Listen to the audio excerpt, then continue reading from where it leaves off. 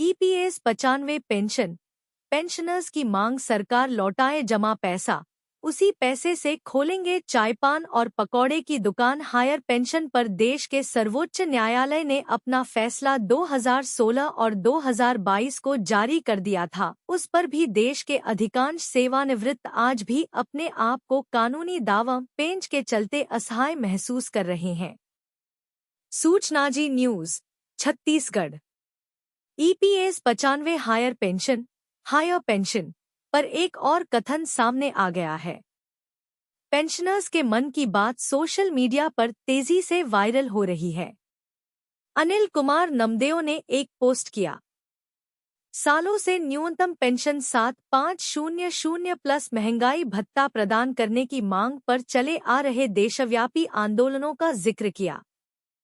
Pensioners ने स्पष्ट कर दिया है कि उनका उद्देश्य एनएसी प्रमुख कमांडर अशोक राउत, वीरेंद्र राजावत और उनकी जाबांज साथियों के भागीरथी प्रयास और उस पर समर्थन या विरोधाभासी वक्तव्यों की समीक्षा की जा सके और बहुमत का सम्मान किया जाए।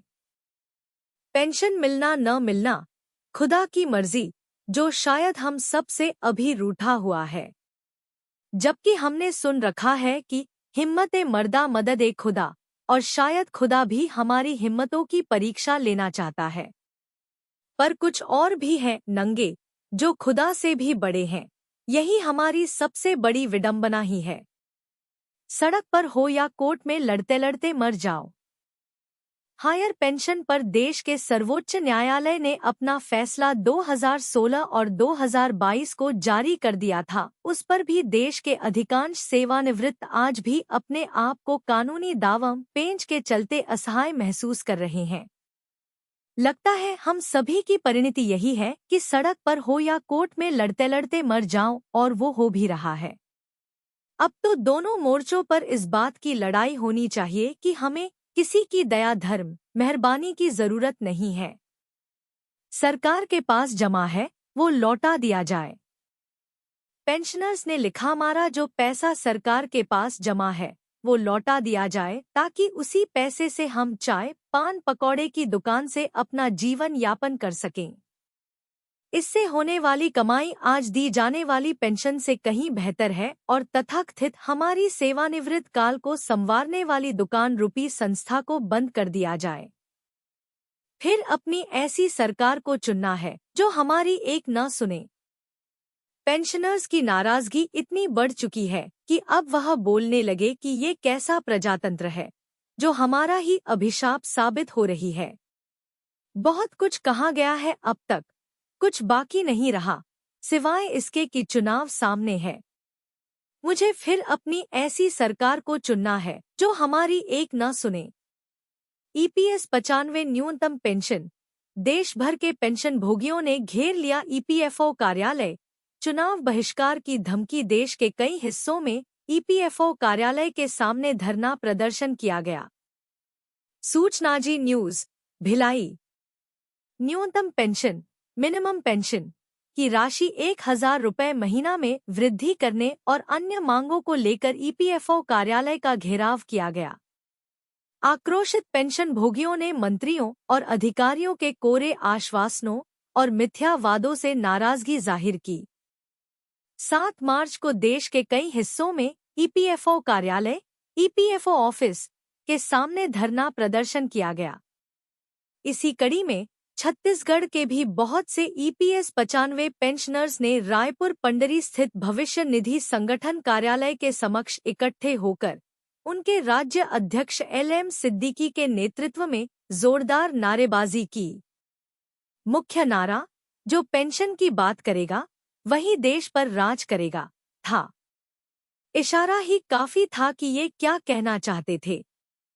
बाद में उनके प्रतिनिधि मंडल ने भविष्य निधि आयुक्त 1 अभिषेक कुमार और भविष्य निधि आयुक्त 2 डॉक्टर सुदर्शन कुमार से मुलाकात कर छत्तीसगढ़ राष्ट्रीय संघर्ष समिति की तरफ से भूपेंद्र यादव श्रम एवं रोजगार मंत्री के नाम ज्ञापन सौंपा।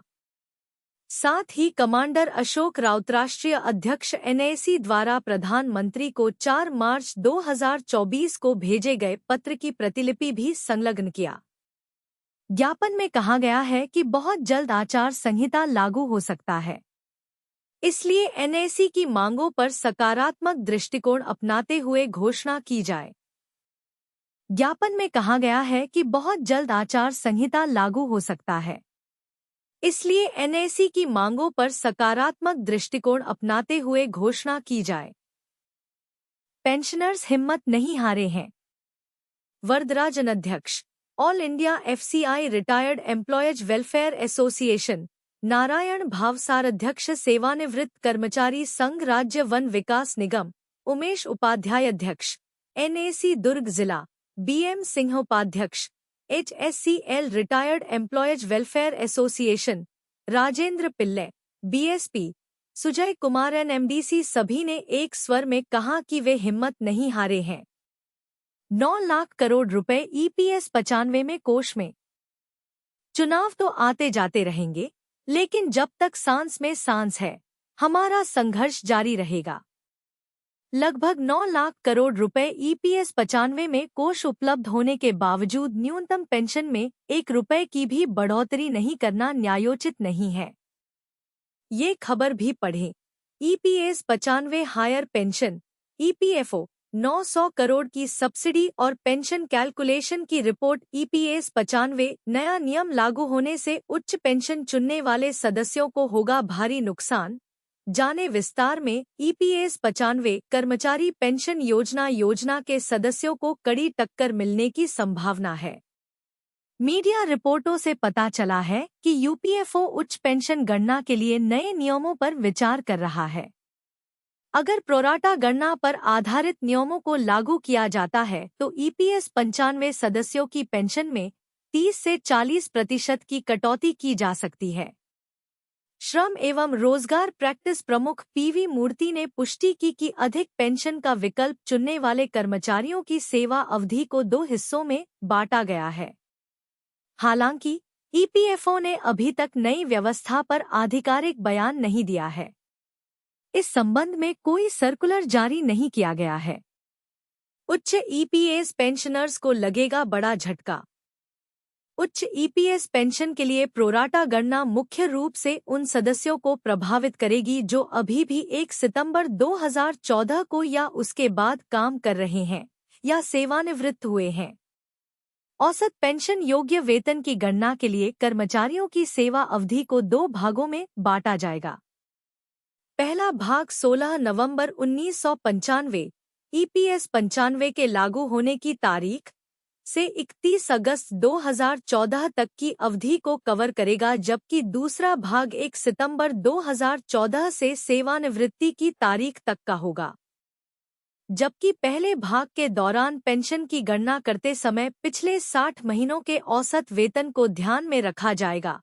पिछले 60 महीनों का औसत वेतन या 1 सितंबर 2014 से सेवानिवृत्ति की तारीख तक औसत वेतन, यदि सेवानिवृत्ति की तारीख 31 अगस्त 2019 से पहले है।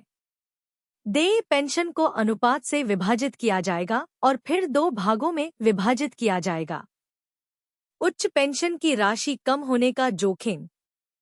नए गणना फॉर्मूले के अनुसार जो कर्मचारी उच्च पेंशन का विकल्प चुनते हैं, उन्हें पेंशन की राशि में उल्लेखनीय कमी का खतरा होता है। 31 अगस्त 2024 से पहले ईपीएस में योगदान और वेतन सीमा 6,500 रुपये थी और 1 दिसंबर 2014 से अधिकतम ईपीएस योगदान बढ़ाकर 15,000 रुपये कर दिया गया था। ऐसे में नए सदस्य नई वेतन सीमा तक ईपीएस में योगदान कर सकते हैं, जबकि पुराने सदस्यों को वास्तविक वेतन के आधार पर वृद्धिशील योगदान के लिए आवेदन करने के लिए सीमित खिड़की दी गई थी, जिसके कारण कानूनी लड़ाई शुरू हुई। लड़ाई अंततः देश की सबसे बड़ी अदालत में पहुंच गई, जिसमें सुप्रीम कोर्ट ने पुराने सदस्यों के पक्ष में फैसला सुनाया और उन्हें उच्च ईपीएस पेंशन के लिए आवेदन करने की अनुमति दी। हालांकि प्रोराटा कैलकुलेशन नियम से पेंशन की राशि में कमी आने की संभावना है, क्योंकि सितंबर 2014 से पहले वेतन कम है। इसलिए ज्यादातर लोगों के लिए पहली अवधि में औसत पेंशन योग्य वेतन बहुत कम हो सकता है। इसके अलावा यदि कम पेंशन योग्य वेतन को प्रोरेटा आधार पर अंतिम ईपीएस पेंशन गणना में शामिल किया जाता है तो कुल पेंशन 30% से 40% तक कम हो जाएगी।